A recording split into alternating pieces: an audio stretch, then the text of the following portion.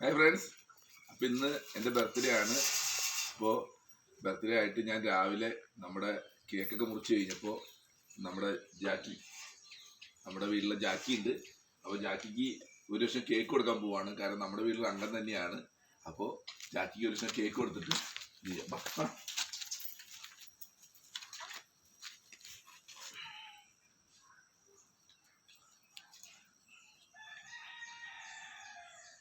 ഞങ്ങളൊക്കെ എല്ലാവരും കേക്ക് മുറിച്ചു, ഒരേ കഷ്ണം കഴിച്ചു. അതിനൊപ്പം തന്നെ നമ്മുടെ ജാക്കിക്കും ഒരു കഷ്ണം കൊടുത്തു.